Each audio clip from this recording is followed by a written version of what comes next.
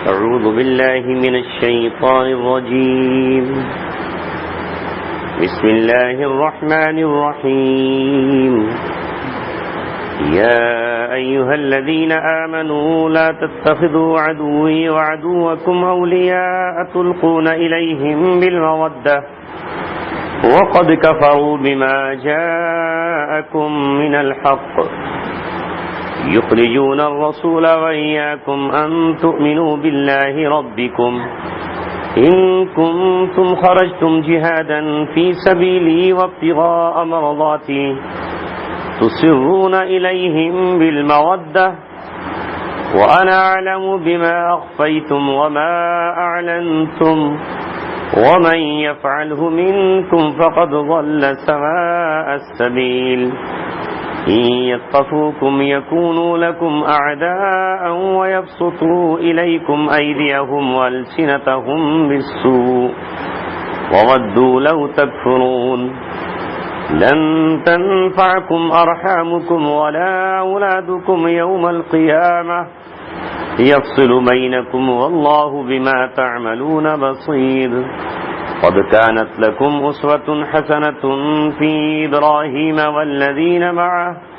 إذ قالوا لقومهم إنا براء منكم ومما تعبدون من دون الله كفرنا بكم وبدا بيننا وبينكم العداوة والبغضاء أبدا حتى تؤمنوا بالله وحده إلا قول إبراهيم لأبيه لأستغفرن لك وما أملك لك من الله من شيء ربنا عليك توكلنا وإليك أنبنا وإليك المصير ربنا لا تجعلنا فتنة للذين كفروا واغفر لنا ربنا إنك أنت العزيز الحكيم. صدق الله مولانا العلي العظيم.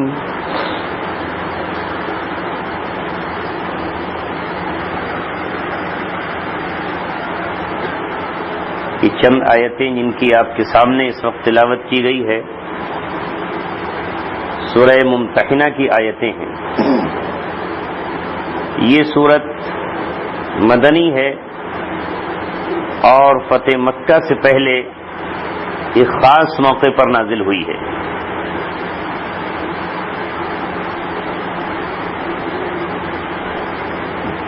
اور وہ خاص موقع یہ تھا کہ نبی پاک صلی اللہ علیہ وسلم نے سن 6 ہجری میں حدیبیہ کے مقام پر اہل مکہ سے یعنی قریش سے ایک معاہدہ کیا جس معاہدے کی مدت 10 سال تھی کہ 10 سال تک ہم اور آپ ایک دوسرے کے خلاف جنگ نہیں کریں گے، نہ آپ ہم سے لڑیں نہ ہم آپ سے. ابھی معاہدے کے ہوئے دوسرا سال آیا تھا. سن 7 ہجری میں آپ نے عمرہ کیا جس معاہدے میں یہ بات شامل تھی کہ ہم اگلے سال عمرہ بھی کریں گے. انہوں نے کہا تھا کہ آپ عمرہ کر سکتے ہیں لیکن آپ صرف تلواریں لے کر آئیں گے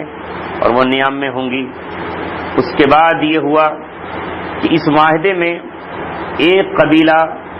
قریش کا حلیف بن گیا یعنی ان کے ساتھ ہو گیا اور دوسرا قبیلہ محمد رسول اللہ کے ساتھ ہو گیا. اب سن 7 ہجری کے بعد اس قبیلے کے اوپر جو رسول اللہ صلی اللہ علیہ وسلم کے ساتھ تھا اس قبیلے نے جو قریش کے ساتھ تھا حملہ کر دیا اور اس حملے میں اسلحہ قریش کی طرف سے دیا گیا اور قریش کے کچھ نوجوان بھی شامل تھے.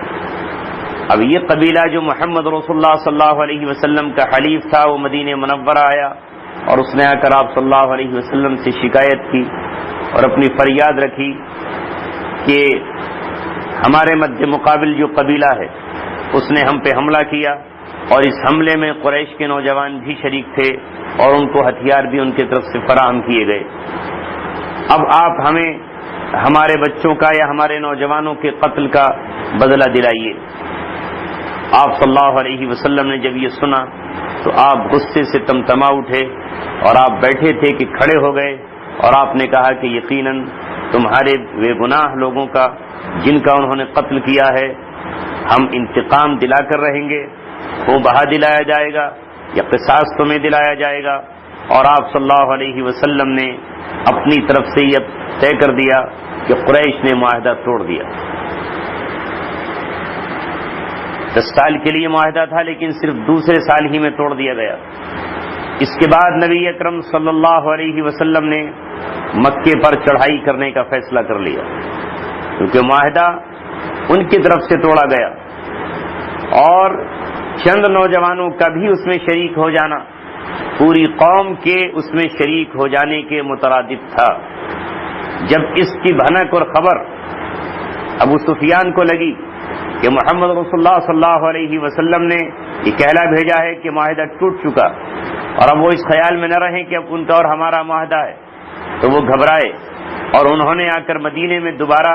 معاہدے کی تجدید کرنے کی اور استرینو معاہدہ کرنے کی کوشش کی، لیکن مدینہ منورہ میں کسی شخص نے بھی ابو سفیان سے گفتگو تک کی پرواہ نہ کی، یہاں تک کہ اس شخص نے مسجد نبوی میں اعلان کیا کہ لوگوں تم مجھے نہیں جانتے، میں قریش کا سردار، میں مکے کا سردار ہوں اور تمام بڑے سرداروں کی طرف سے نمائندہ بنا کر بھیجا گیا ہوں، میں دوبارہ معاہدہ کرنے آیا ہوں۔ ہماری قوم کے کچھ نوجوانوں نے ہمارے حلیفوں کے ساتھ مل کر تمہارے حلیف پہ حملہ کیا ہے، اس لیے اس غلطی کو نظر انداز کر دیا جائے اور جو کچھ ہوا ہے اسے بھلا دیا جائے اور اسرینوں پھر معاہدہ کر لیا جائے۔ لیکن کسی شخص نے بھی اس کی بات پر پل بھر توجہ نہیں دی، یہاں تک کہ وہ حضرت عباس سے ملا، انہوں نے بھی صاف منع کر دیا کہ رسول اللہ صلی اللہ علیہ وسلم کے سوا کسی کو اختیار نہیں ہے۔ حضرت علی رضی اللہ تعالیٰ نے نظر بھر کر بھی نہیں دیکھا، جب وہ مایوس ہو چلا تو کسی شخص نے کہا کہ تمہیں پریشان ہونے کی ضرورت کیا ہے، تمہاری بیٹی تو خود محمد رسول اللہ کے گھر میں ہے، تم اپنی بیٹی کے واسطے سے نبی پاک صلی اللہ علیہ وسلم سے گفتگو کر لو۔ ابو سفیان جب آپ صلی اللہ علیہ وسلم کے گھر میں پہنچے اور اپنی بیٹی سے ملنے کے لیے گئے تو یہاں بیٹی نے ایک عجیب غریب کارنامہ انجام دیا کہ ابو سفیان ایک چادر پر محمد رسول اللہ کی بیٹھنا چاہتے تھے، لیکن آپ نے وہ چادر کھینچ کر یہ کہا کہ تم اس چادر کے مستحق نہیں ہو، یہ رسول اللہ صلی اللہ علیہ وسلم کی عظمت والی چادر ہے اور تمہارے اندر چونکہ کفر بھرا ہوا ہے اس لیے تم اس بات کے مستحق نہیں کہ تم اس پہ بیٹھ بھی سکو۔ ابو سفیان نے کہا کہ بیٹی تو کتنا بدل گئی ہے کہ آج تجھے اپنے باپ کا ہی پتہ نہیں، کہا یہاں رشتے باپ اور بیٹے کے نہیں، یہاں اسلام اور کفر کے رشتے چلتے ہیں۔ ابو سفیان مایوس ہو کے واپس چلے آئے۔ ادھر نبی پاک صلی اللہ علیہ وسلم نے مکے کی طرف روانگی کا ارادہ فرما لیا اور اپنے اصحاب سے یہ کہا کہ اس کی خبر ان کو نہ لگ جائے، یعنی یہ اچانک چڑھائی کرنی ہے، پتہ نہیں دینا اہل مکہ کو کہ صاحب ہم آ رہے ہیں۔ اب ظاہر ہے کہ مدینہ میں تو چرچا ہو ہی رہا تھا، یہاں ایک صحابی ہیں جن کا نام ہے حاطب ابن ابی بلتع، وہ مدینہ میں ہیں اور بڑے عظیم تر صحابی ہیں، یہاں تک کہ انہوں نے بدر میں بھی شرکت کی ہے۔ ان کے دل میں یہ بات پیدا ہوئی کہ میرے بچے، بھائی اور میری ماں اور خاندان کے لوگ مکہ میں رہتے ہیں، اگر یہاں سے ہم چڑھائی کر کے مسلمان جائیں گے تو کہیں ایسا نہ ہو کہ وہاں کے جو کافر ہیں وہ ہمارے بچوں کو قتل کر دیں یا انہیں ستائیں یا انہیں زد و کوب کرے، اس لیے انہوں نے یہ سوچا کہ میں ایک خط دیے دیتا ہوں جس سے ان کو اطلاع مل جائے گی کہ محمد رسول اللہ آ رہے ہیں اور یہ میرا خط ان کی ہمدردی کا سبب بن جائے گا، وہ میرے بچوں کو ظلم نہ کریں گے بلکہ سمجھیں گے کہ حاتم نے بلتع نے ہمارے ساتھ احسان کیا کہ ایک انفارمیشن اور ایک اطلاع ہمیں دے دی۔ اس کا ذکر انہوں نے کسی سے نہیں کیا۔ ایک عورت مکہ مکرمہ سے مدینہ منورہ آئی ہوئی تھی بھیک مانگنے کے لیے، حالانکہ یہ عورت ناچنے گانے والی تھی، لیکن اب مکہ میں ناچنے گانے کی محفلیں ختم ہو گئی تھی۔ جب بدر میں 70 ان کے ساتھی قتل کر دیے گئے اور 70 گرفتار ہوئے تو پورا مکہ سوگ میں نہا گیا، غم میں ڈوب گیا۔ ابو سفیان جو اس مکے کا سردار تھا اس وقت، اس نے اعلان کیا کہ کوئی شخص اب ناچ گانے کی محفل نہیں دیکھے گا، لہذا ناچ و گانے کی محفلیں تو ختم ہو گئی۔ اس عورت نے مدینے میں آ کر یہ کہا کہ بھلی تم لوگوں سے ہمارے لوگوں کی جنگ چلی کہ وہ اب ناچ اور گانے ہی بھول گئے، وہ ہمیشہ اسی کی تیاری میں ہیں، اب مجھ پر فاقوں کی نوبت ہے، میں اپنی پیٹ کی آگ بجھانے کے لیے اور اپنے بچوں کی کفالت کے لیے بھیک مانگنے آئی ہوں۔ بہرحال یہ عورت وہاں سے جا رہی تھی، حاتب ابن ابی بلتع کو معلوم ہو گیا کہ یہ عورت مکے جا رہی ہے، انہوں نے ایک چھوٹا سا خط لکھ کر اس عورت کے حوالے کر دیا اور جا کر کہا کہ یہ یا تو ابو سفیان کو دے دینا، یا سہیل کو دے دینا، یا عمر کو دے دینا جو وہاں کے سرداران تھے۔ ادھر یہ خط وہ عورت لے کر چلی اور ادھر اللہ تبارک و تعالیٰ نے محمد رسول اللہ صلی اللہ علیہ وسلم کو حضرت جبرائیل علیہ السلام کے ذریعے خبر دے دی کہ آپ کا راز لیک ہو گیا۔ آپ چاہتے تھے کہ مکے والوں کو پتہ نہ چلے کہ ہم آ رہے ہیں، اور اب تو آپ کے پہنچنے سے پہلے پتہ چل جائے گا، اور یہ خبر کوئی اور نہیں حاتب ابن ابی بلتع نے دی ہے۔ آپ فوراً اس عورت سے خط واپس منگائیے، وہ ابھی روضہ خاک تک پہنچی ہے۔ بس رسول اللہ صلی اللہ علیہ وسلم نے فوراً مقداد بن اسود اور حضرت علی رضی اللہ تعالیٰ عنہ کو طلب کیا اور ان سے کہا کہ اپنے گھوڑوں کو تیار کر کے تیزی کے ساتھ روضہ خاک پہ پہنچ جاؤ، وہاں ایک عورت ہوگی، اس کے پاس خط ہوگا، وہ انکار کرے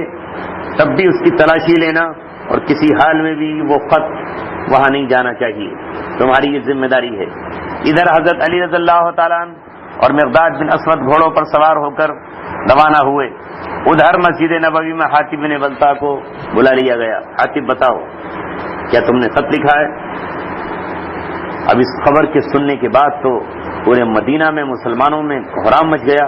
کہ کون شخص ہو سکتا ہے جو رسول اللہ صلی اللہ علیہ وسلم کے راز کو فاش کر دے اور آپ کی ہدایت کے باوجود کافروں کو آپ کے چلنے کی اطلاع دے دے۔ جب سب نے دیکھا تو حاتب نے بلتع تھے،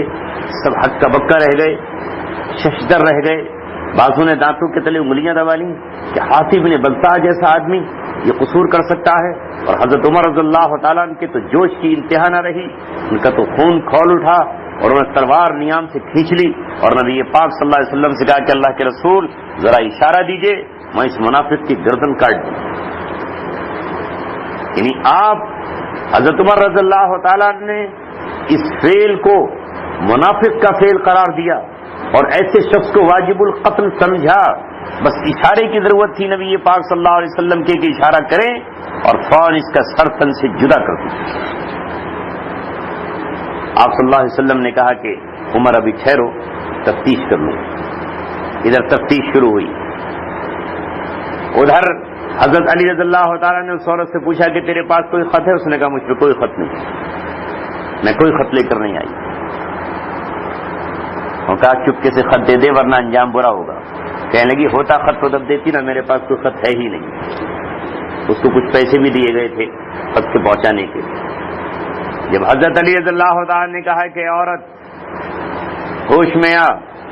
رسول اللہ صلی اللہ علیہ وسلم کو جبرائیل علیہ السلام نے خبر دی ہے، ان کی خبر جھوٹی نہیں ہو سکتی، خط تو تیرے پاس ہے،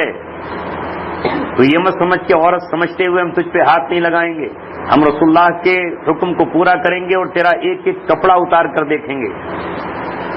اور اس کے بعد اگر ہمیں خط ملا تو تیرے 3 ٹکڑے کر دیے جائیں گے۔ یہ مت سمجھنا کہ عورت کو قتل نہیں کریں گے، محمد رسول اللہ صلی اللہ علیہ وسلم کے ساتھی، کیونکہ اب تو عورت نہیں جاسوس ہے، تو ایک جاسوسی کا پیغام لے کر جا رہی ہے۔ زمانہ کتنا ہی شور مچائے ہم اس کی پرواہ نہیں کریں گے۔ رسول پاک صلی اللہ علیہ وسلم نے کہا ہے کہ اگر وہ خط نہ دے تو اسے زندہ نہ چھوڑنا۔ کبھی تو سمجھتی ہو کہ ہم تجھ پہ ہاتھ نہیں اٹھائیں گے۔ بس اب موت کا جب خوف سامنے آیا، موت کے سامنے کون؟ کہنے لگی آپ ذرا منہ ادھر پھیر لو، میں بھی خط دیتی ہوں۔ تو اس نے خط کو اپنی چوٹی میں رو رکھا تھا،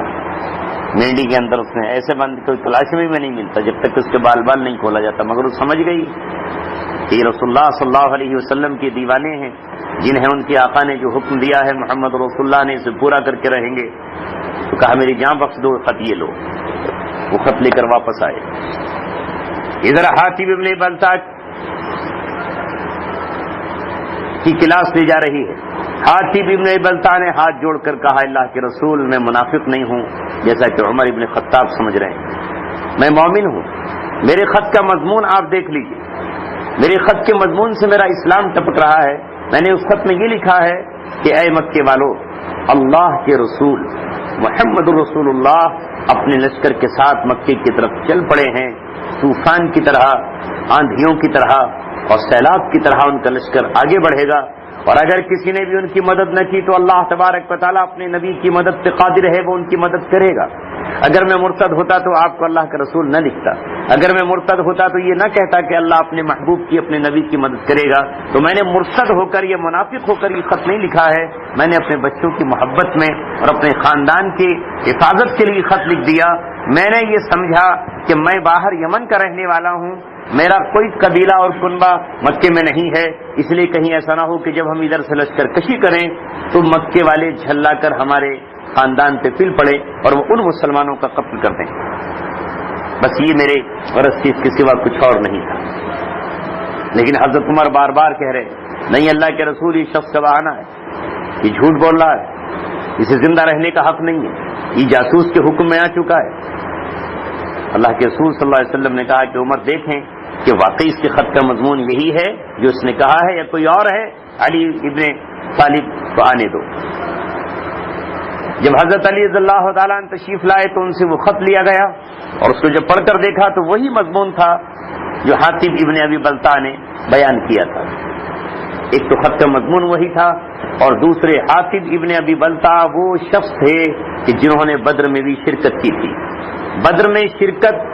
ان کی کام آ گئی اور اللہ کے رسول صلی اللہ علیہ وسلم نے حضرت عمر سے کہا کہ اے عمر، کیا تم جانتے نہیں یہ بدری صحابی ہیں؟ اور بدر والوں کے لیے اللہ تعالیٰ نے فرما دیا ہے الآن قد غفرت لکم فافعلوا ما شئتم، کہ اہل بدر اللہ تعالیٰ نے اب تمہاری غلطیوں کو معاف کر دیا ہے، آئندہ تمہاری کوئی خطا تمہیں نقصان نہیں پہنچائے گی. یعنی بدر میں شریک ہونے کی اللہ تعالیٰ نے یہ فضیلت بخشی انہیں کہ آئندہ اگر ان سے کوئی غلطی سرزد بھی ہو جائے تو انہیں توبہ کی ایسی توفیق ملے گی جو اللہ تبارک و تعالیٰ کی طرف سے قبول کر لی جائے گی. تو بدری ہونا ان کے کام آیا. دوسرے ان کا خط کا مضمون وہی تھا جس سے آپ صلی اللہ علیہ وسلم کا باغی ہونا یا اسلام سے خارج ہونا ثابت نہیں ہوتا تھا اور ان کو معاف کر دیا گیا. یہ ہے اس سورت کا شان نزول. ان آیات کا جو میں نے آپ کے سامنے پڑھی ہے، لیکن ان کو معاف تو کر دیا گیا، لیکن ساتھ ہی ساتھ اللہ تبارک و تعالیٰ نے یہ ہدایت نامہ بھی اس واقعے کے بعد، ان کے اس فعل کے بعد اور اس اقدام کے بعد نازل فرمایا جو قیامت تک کے لیے قانون بن گیا. اللہ تبارک و تعالیٰ کی کتاب میں جو بات نازل ہو گئی اسے آپ یہ سمجھیے کہ وہ قانون بن گیا. کس کا؟ اللہ تبارک و تعالیٰ کا. اور کوئی یہ نہ سمجھے کہ وہ 1450 برس پہلے کے لیے بنا تھا اور آج کے لیے نہیں. کوئی اگر آدمی سمجھتا ہے تو وہ اپنے اسلام اور ایمان کی خیر منائے کہ یہ صحابہ کے لیے قانون تھا، میرے لیے نہیں. نماز کا قانون جو صحابہ کے لیے آیا وہ آج نہیں بلکہ قیامت تک کے لیے ہے. حج و روزے کا جو قانون آ چکا صحابہ کے لیے وہ قیامت کی صبح تک کے لیے ہے. عمرے اور زکوٰۃ کا جو قانون آ چکا 1450 برس پہلے قرآن میں وہ قیامت تک کے لیے ہے. کوئی کہے گا نہیں یہ تو صحابہ کے لیے تھا، ہمارے لیے نہیں ہے، تو وہ اپنے ایمان اسلام کی خیر منائے. اس موقع پر اللہ تبارک و تعالیٰ نے ان آیتوں کو نازل فرمایا ہے. شان نزول کا یہ مطلب ہرگز نہیں ہوتا کہ وہ آیت صرف اس وقت کے لیے خاص ہے. شراب کے سلسلے میں آیت نازل ہوئی کہ جب لوگوں نے شراب پیتے تھے اس زمانے میں اور اللہ نے اس کو حرام نہیں کیا تھا. ایک روز شراب پینے کے بعد ایک صحابی مسجد میں آ گئے اور نماز پڑھا دی نشے کی حالت میں. تب اللہ تبارک و تعالیٰ نے کہا یا ایھا الذین آمنوا لا تقربوا الصلاۃ وانتم سکارا، کہ اے ایمان والو تم نماز کے قریب مت جاؤ جب تم نشے کی حالت میں ہو، جب تک کہ تمہیں یہ پتہ نہ چل جائے کہ تم کیا کہہ رہے ہو. کیونکہ انہوں نے نماز میں قل یا ایھا الکافرون پڑھی تو لا اڑا دیے نشے کی حالت میں، اور کیا کہا یا ایھا الکافرون اعبدوا ما تعبدون، اے کافرو میں بھی اسی کی عبادت کرتا ہوں جس کی تم عبادت کرتے ہو. وانتم عابدون ما اعبد، اور تم وہی عبادت کرتے ہو جو میں کرتا ہوں. جبکہ مطلب تھا کہ اے کافرو سنو لا اعبدو، جس کی تم عبادت کرتے ہو میں نہیں کرتا، اور میں جس کی کرتا ہوں اس کی تم نہیں کرتے، تو مطلب یہ بگڑ گیا کہ صاحب تم میں ہمیں کوئی فرق نہیں ہے، جس کی تم کرتے ہو اس کی ہم کرتے ہیں۔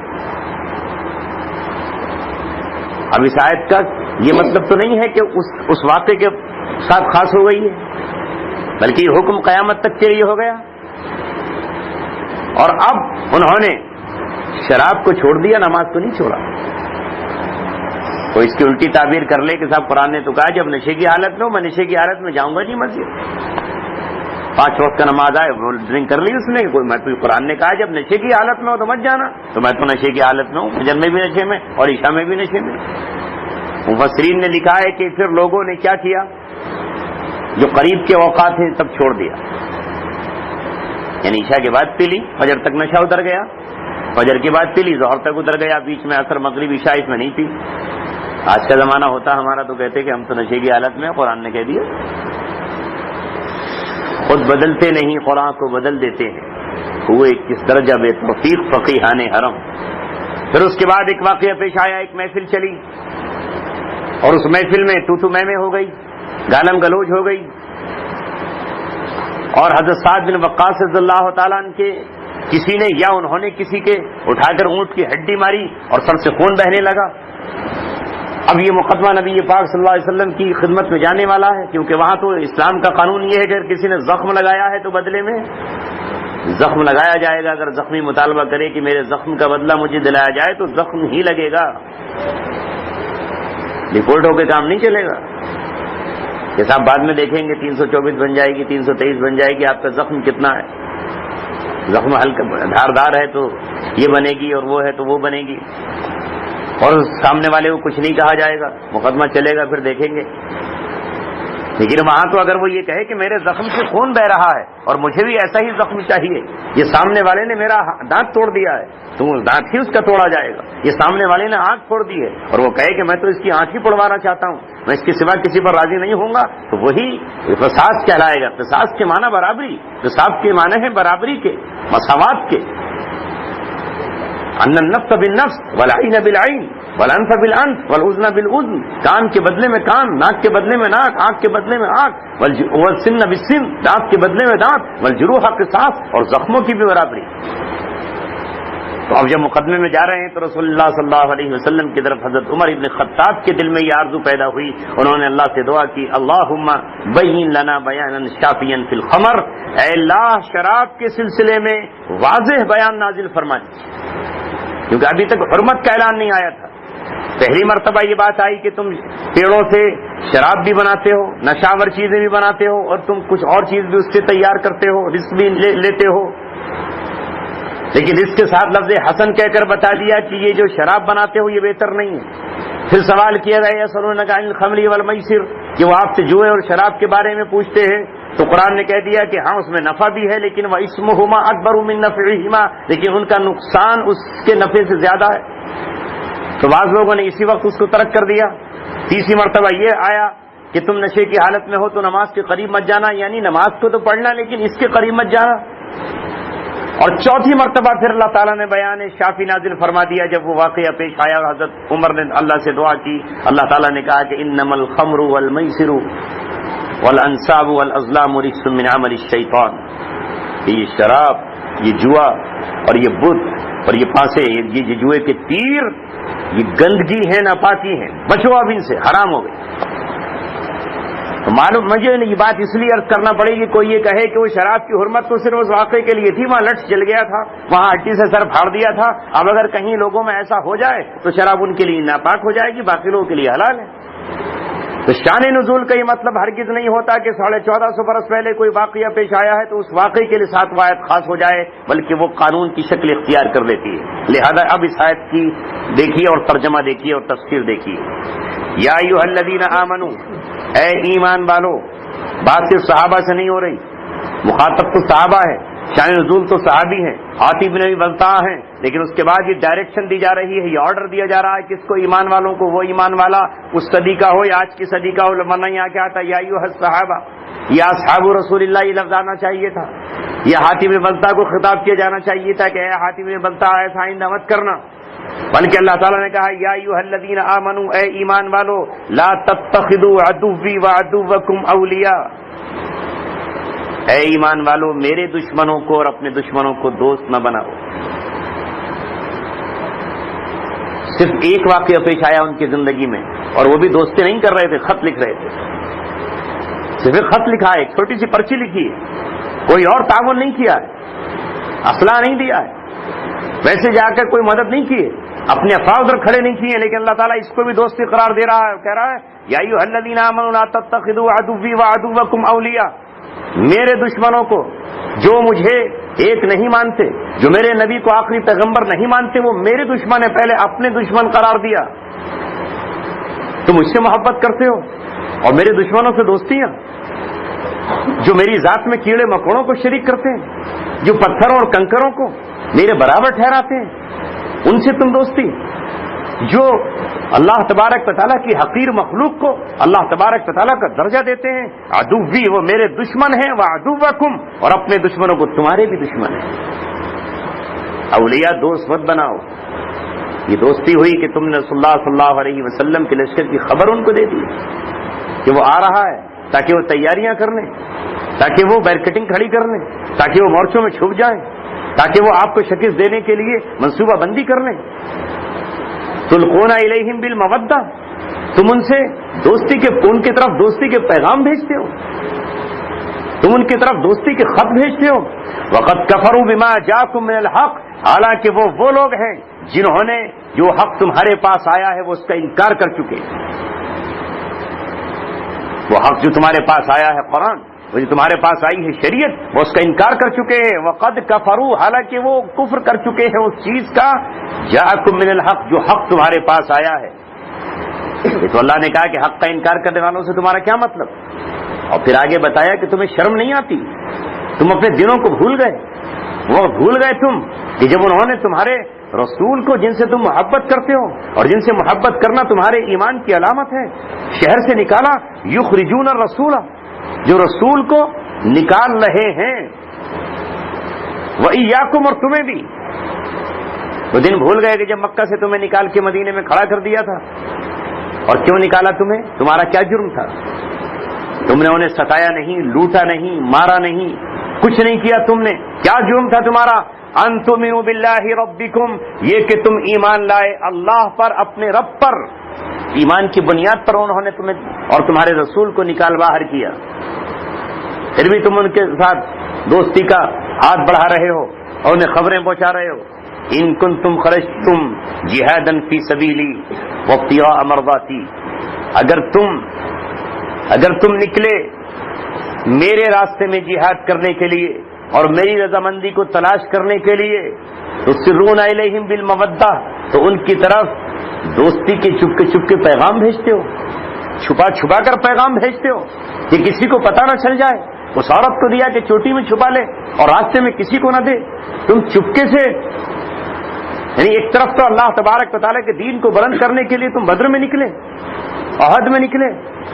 احزاب میں کھڑے ہوئے، اور آج جب فتح مکہ کا مرحلہ آ رہا ہے تو تم چپکے سے خط دے رہے ہو۔ وَأَنَا أَعْلَمُ بِمَا أَخْفَيْتُمْ، اور میں زیادہ جانتا ہوں جو تم نے چھپایا، وَمَا أَعْلَنْتُمْ، اور جو تم نے ظاہر کیا۔ کس سے چھپاؤ گے؟ اللہ تبارک و تعالیٰ کو معلوم ہے، بندوں کے سامنے آ کر چھپا جاؤ گے۔ اس کے بعد سنیے اگلی بات جو اللہ تعالیٰ نے کہی ہے، وَمَن يَفْعَلْهُ مِنْكُمْ، اس وقت کے تمام مسلمانوں سے کہا جا رہا ہے کہ حاتم بلتا نے جو کچھ کیا ہے، اگر ایسا تم میں سے کوئی بھی کرے اور صبح قیامت تک کوئی مسلمان کرے، وَمَن يَفْعَلْهُ مِنْكُمْ، اور جو بھی تم میں سے ایسا کرے، فَقَدْ ضَلَّ سَوَاءَ السَّبِيلِ، تو وہ سیدھے راستے سے بھٹک گیا۔ اب اس آیات کی روشنی میں موجودہ حالات میں غور نہیں کرنا چاہیے؟ نہیں، اب تو غور کرنے کی بالکل ضرورت نہیں ہے۔ آج وہ مسلمان جو خفیہ اداروں میں ہوں، خفیہ ایجنسیوں میں ہوں، اور یہود و نصارہ اور کافروں کو جا کر کے پیغامات دے رہے ہوں، یہاں فلاں چھپا ہوا ہے، یہاں فلاں ہے، یہاں فلاں مقام پر آ جائیے، اور راز لیک کر رہے ہو اہل ایمان اہل اسلام کے، تو کیا وہ اس قرآن کی آیات کی وعید میں نہیں آئیں گے جب صحابہ بدری صحابی کے خلاف اٹھ کھڑے ہوئے اور عمر ابن خطاب نے ان کے قتل کے لیے تلوار نکال لی اور ان کا بدری ہونا کام آیا، اور اللہ تبارک تعالیٰ جب آیت اتارنے پہ اتارتا چلا آیا، ایک آیت نہیں اتارتی، اللہ تعالیٰ کہتا چلا رہا ہے برابر، تو کیا یہ زد میں نہیں آئیں گے؟ ان سے اللہ تبارک و تعالیٰ ان کو یوں ہی چھوڑ دے گا؟ ان کی آنکھ اللہ تعالیٰ کی عدالت میں پکڑ نہیں ہوگی؟ پھر اللہ تعالیٰ نے فرمایا کہ تم کس کو خط دے رہے ہو؟ سنو، ان یثقفوکم یکونوا لکم اعداء، ارے ان کی تو فطرت یہ ہے کہ اگر وہ تم کو پکڑ لیں تو وہ تمہارے دشمن ہیں، دوست نہیں ہیں، تم انہیں دوست سمجھ رہے ہو۔ وَيَبْسُطُوا إِلَيْكُمْ أَيْدِيَهُمْ وَأَلْسِنَتَهُمْ بِالسُّوءِ، اور بڑھائیں وہ تمہاری طرف اپنے ہاتھوں کو اور اپنی زبانوں کو برائی سے، اور ان کے اندر کی آگ یہ ہے وَوَدُّوا لَوْ تَكْفُرُونَ، وہ چاہتے ہیں کہ تم بھی ان جیسے کافر ہو جاؤ، تمہیں اتنا ماریں گے، اتنا پیٹیں گے، اتنا ظلم و ستم کریں گے اگر ان کا بس پڑا کہ تمہیں کفر کی طرف لوٹا دے، پھر بھی تم ان کی طرف چاہتے ہو کہ ان سے دوستیاں کر لے۔ اور اب آگے اللہ تعالیٰ نے فرمایا کہ یہ خطوط، یہ جاسوسیاں، یہ ان کی مدد، یہ ان کی ہیلپ، یہ ان کو سب کچھ دینا تمہاری اپنی اولاد کے لیے ہے کہ اولاد کی دنیا بن جائے گی، اولاد زندہ رہ جائے گی، اولاد کے وارے کے نیارے ہو جائیں گے، کسی کو ویزا مل جائے گا، کسی کو ٹکٹ مل جائے گا، کسی کو فلاں ہو جائے گا۔ اللہ تعالیٰ فرماتا ہے لن تنفعکم ارحامکم ولا اولادکم یوم القیامہ، ہرگز ہرگز تمہارے رحم اور تمہاری اولاد تمہارے کام نہیں آئے گی۔ تمہارے یہ قریبی رشتے دار جن سے تمہارا رحم کا تعلق ہے، ماں ہیں، چچا ہیں، بھائی ہیں، بھتیجے ہیں، یہ کوئی قیامت میں تمہارے کام نہیں آئے گا۔ یفصل بینکم، اللہ تبارک و تعالیٰ تمہارے درمیان فیصلہ کر دے گا۔ یہ دوسرا ترجمہ یہ ہے کہ اللہ تمہارے درمیان، ان کے درمیان جدائی پیدا کر دے گا، یہ اولاد کام نہیں آئے گی، بھاگ جائے گی۔ واللہ بما تعملون بصیر، اور اللہ تبارک و تعالیٰ دیکھ رہا ہے ان کاموں کو جنہیں تم کر رہے ہو۔ بما تعملون، جو تم عمل کر رہے ہو اسے اللہ تبارک و تعالیٰ دیکھ رہا ہے۔ وہ سوچتے کون دیکھ رہا ہے؟ وردی بدل کے ہم نے میسج دے دیا اور نوٹ حاصل کر لیے، اسلامی فوج کو شکست دینے کے لیے کہاں سے کہاں کیا کر دیا۔ اللہ تعالیٰ فرما رہا ہے کہ جو کچھ تم کر رہے ہو اسے اللہ دیکھ رہا ہے۔ اور اس کے بعد اللہ نے فرمایا کہ تمہارے لیے نمونہ ہے ابراہیم علیہ السلام کی زندگی میں، قد كانت لكم اسوة حسنة في ابراہیم والذین معه، اور یقیناً تمہارے لیے بہترین نمونہ ہے ابراہیم علیہ السلام اور ان کے ساتھیوں کی زندگی میں۔ کیا چیز نمونہ ہے ابراہیم علیہ السلام کی؟ کیا کہا تھا ابراہیم علیہ السلام نے؟ ابراہیم بھی ایسی قوم میں پیدا ہوئے تھے جہاں کفر تھا، اس خاندان میں پیدا ہوئے تھے جن کے والد بت بیچتے تھے اور تراش کرتے تھے اور اس کی پرستش کرتے تھے، لہذا ابراہیم علیہ السلام کی بات اللہ تعالیٰ کہتا ہے اذ قالوا، سنو نمونہ ان کا کیا کہا انہوں نے جب انہوں نے اپنی قوم سے کہا، حضرت ابراہیم علیہ السلام نے، ان کی بیوی سارہ نے، ان کے بھانجے لوط علیہ السلام نے اور ان کے ساتھیوں نے صاف طور پر کہا انا براء منکم، ہم تم سے بری ہیں۔ یہ نہیں کہ ہم تمہارے ساتھ ہیں، تم اور ہم ایک ہیں، تمہارا بھی خون لال ہے، ہمارا بھی لال ہے، تمہاری بھی دو آنکھیں ہماری بھی دو آنکھیں، تمہاری بھی پیشانی اور ہماری بھی پیشانی ہے، تم اور ہم میں کوئی فرق نہیں ہے، تم بھی روٹی کھاتے ہو، ہم بھی گھاس کھاتے ہیں۔ انا براء منکم، ابراہیم علیہ السلام ان کے ساتھیوں نے کہا کہ ہم تم سے بری ہیں، اپنے باپ سے صاف اعلان کر دیا، نمرود سے صاف کہہ دیا کہ ہم تم سے بری ہیں، اور اما تعبدون من دون اللہ، اور جن کی تم عبادت کرتے ہو ان سے ہی بری۔ خالی یہ نہیں کہا کہ ہم تمہارے بتوں سے بری ہیں، بلکہ تم سے بھی بری ہیں، تمہارا ہمارا کوئی رشتہ نہیں ہے۔ کیا مطلب تمہاری روایات اور تمہارے رسوم کا اور تمہاری عبادات کا ہم سے کوئی تعلق نہیں، ہم تم سے بری ہیں۔ پہلے ان سے برات کا اعلان کیا اور اس کے بعد پھر بتوں سے برات کا اعلان کیا، اور آگے کہا کفرنا بکم، ہم نے تمہارا انکار کیا، وبدا بیننا وبینکم العداوۃ والبغضاء، تمہارے ہمارے درمیان دوستی نہیں بلکہ بغض و عداوت ہے۔ قرآن کی آیتیں آج سامنے، آج تو دوستیوں کے نعرے ہیں، محبتوں کے اعلانات ہیں، اللہ تبارک و تعالیٰ کے دشمنوں سے دوستی کی پینگیں ہیں، اور قرآن کہہ رہا ہے کہ ابراہیم علیہ السلام اور ان کے ساتھیوں کی زندگی تمہارے لیے نمونہ ہے، اور انہوں نے کیا کہا وبدا بیننا وبینکم العداوۃ والبغضاء، سن لو آج کے بعد سے تمہارے اور ہمارے درمیان عداوت اور دشمنی ہے ابداً، ہمیشہ ہمیشہ کے لیے، حتی تؤمنوا باللہ وحدہ، یہاں تک کہ تم ایک اللہ پر ایمان لے آؤ۔ ایمان نہیں لائے تو تمہارا راستہ الگ، ہمارا الگ، دوستی کے جذبات نہیں، تمہارے ہمارے بیچ نفرت کے جذبات ہیں جب تک کہ تم ایمان نہیں لاؤ۔ ہاں ایک بات کو اللہ نے الگ کر دیا ابراہیم علیہ السلام کی۔ کوئی کہے کہ اچھا ابراہیم علیہ السلام نے تو اپنے ابا کے لیے مغفرت کی کرنے دعا کا وعدہ کیا تھا، تو میں بھی اپنے ان کے لیے مغفرت کی بات کر لیا کروں، ان میں سے کوئی مر جائے تو قرآن پڑھ دیا کروں، اصالے ثواب کر دیا کروں اس کی ارتھی کے پاس بیٹھ کے۔ اللہ تعالیٰ نے کہا ابراہیم علیہ السلام کا یہ قول تمہارے لیے نمونہ نہیں ہے، الا قول ابراہیم علی ابیہ، ہاں مگر یہ بات تمہارے لیے نمونہ نہیں ہے جو انہوں نے اپنے ابا سے کہی تھی، لاستغفرن لک، کہ میں تمہارے لیے مغفرت کی دعا کروں گا۔ اللہ تعالیٰ فرماتا ہے کہ جب تک انہیں پتہ نہیں تھا، انہوں نے بات کری تھی کہ میں ٹھیک ہے ابا، وما املک لک من اللہ من شیء، میں اور کوئی چیز کا تو مالک نہیں ہوں، اختیار نہیں رکھتا، لیکن میں تمہارے لیے اللہ سے مغفرت کی دعا کروں گا۔ تو اللہ نے ان سے کہہ دیا تھا کہ تم مغفرت کی دعا اپنے باپ کے لیے نہیں کرو گے، جسے دوسری سورہ میں اللہ نے بیان فرمایا فلما تبین لہ، جب ان پہ ظاہر ہو گیا کہ ان کا باپ اللہ کا دشمن تھا، انہ عدو اللہ، کہ آزر کی موت ابراہیم علیہ السلام کے باپ کی موت کفر پر ہوئی ہے، تبرأ منہ، تو انہوں نے اپنے باپ سے برات کا اظہار کر دیا اور اپنے اس قول کی اللہ تعالیٰ سے معافی مانگی۔ مغفرت کی بھی دعا نہیں۔ ہاں ابراہیم علیہ السلام نے کہا ربنا علیک توکلنا، اے ہمارے رب ہم نے آپ پر بھروسہ کیا ہے، وإلیک انبنا، اور تیری طرف ہم متوجہ ہوئے ہیں، وإلیک المصیر، اور تجھی کی طرف تیری ہی طرف ہم لوٹنے والے ہیں۔ ایک مومن کا توکل اللہ کے باغیوں اس کے دشمنوں پر نہیں، اللہ کی ذات پر ہوتا ہے۔ اور پھر ابراہیم علیہ السلام نے کہا ربنا لا تجعلنا فتنة للذین کفروا، اے اللہ تو ہمیں کافر قوم کے لیے آزمائش مت بنانا۔ کبھی کبھی کافر اس منزل پہ کھڑا کر دیتے ہیں کہ ایمان سلب کر لیتے ہیں، بتاؤ اگر تم یہ نہیں کرو گے تو قتل کر دیے جاؤ، سولی چڑھا دیے جاؤ، آگ میں ڈال دیے جاؤ گے۔ یہ مرحلہ ہوتا ہے کہ ایمان بچائیں یا جان بچائیں۔ اس لیے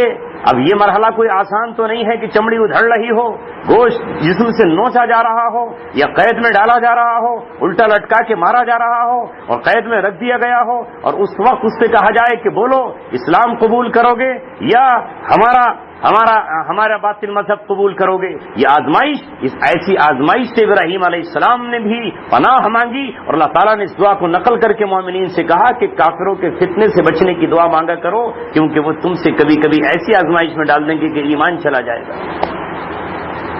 موقف بدل جائے گا، نظریہ بدل جائے گا، اعتقاد بدل جائے گا۔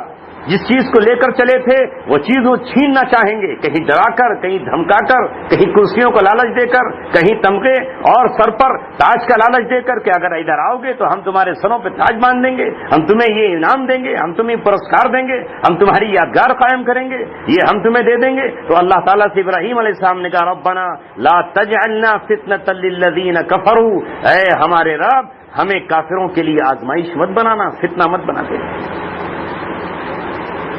واغفر لنا ربنا، اور ہماری مغفرت فرمانا ہے ہمارے رب۔ نبی تک کہہ رہے ہیں، حالانکہ نبی تو گناہوں سے پاک اور معصوم ہوتے ہیں، لیکن وہ اس بات پر بھی اللہ سے مغفرت طلب کر رہے ہیں کہ اللہ میں نے ایک کافر کے لیے کیسے کہہ دیا کہ میں اس کی مغفرت کی دعا کروں گا، کیسے میں نے کہہ دیا؟ اللہ نے کہا کیوں کہا تم نے؟ اور اللہ نے گنجائش نہیں رکھی ایک شخص ابراہیم علیہ السلام کے لیے بھی کہ تم تو ہمارے خلیل ہو، محبوب ہو، تم نے بیٹے تک کو ہماری راہ میں ذبح کرنے کی پوری جستجو کی ہے، تمہارے ہاتھوں خانہ کعبہ تعمیر ہوا ہے، لاؤ تمہارے کہنے پہ ایک کی سفارش کر دیں؟ نہیں، انک انت العزیز الحکیم، بے شک تو سب سے زیادہ تو ہی زبردست ہے اور تو ہی حکیم ہے۔